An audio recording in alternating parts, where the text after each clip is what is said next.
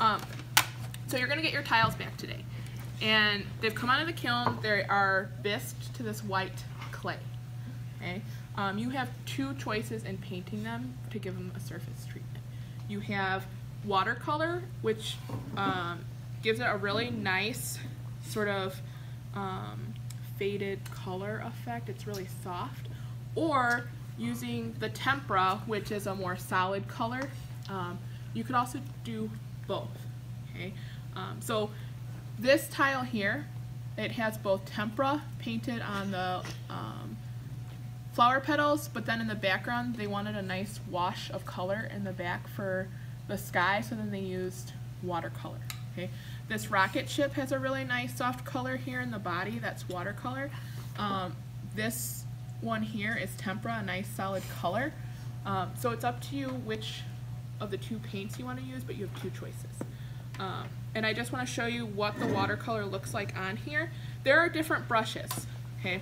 If you're doing watercolor, it's really important that this brush is a brush that you use for watercolor. It is a camel hair brush, so it's an animal hair. It holds water better than this synthetic brush. Okay?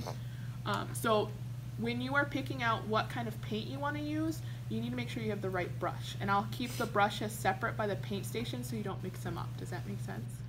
Okay. So these camel hair brushes you're going to use with watercolor. With watercolor, all of you have probably used watercolor before. You just swipe a little bit of color onto your brush. If I'm mixing a color, I just mix it right in the palette here if I'm trying to get a certain blue that I want. And then you can start to paint it onto your tile. Okay.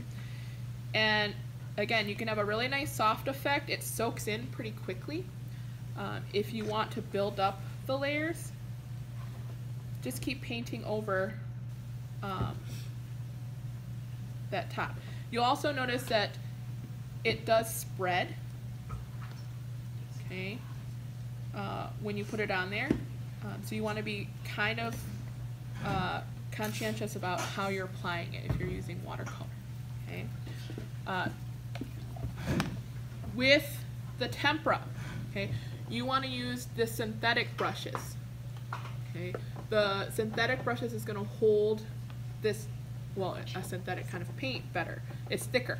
Okay. Do you see how we took like a dime size amount of paint? That's really all you need, because the surfaces of these tiles are not very large, so you don't need a ton of paint. You can mix your colors, okay. And again, if you want more of a solid application, flip it to this side, you're going to see that it shows up much darker. Okay. I would suggest that you use like the smaller size brushes because you are working on a smaller size canvas, so if you want detail, you need a smaller brush. Okay?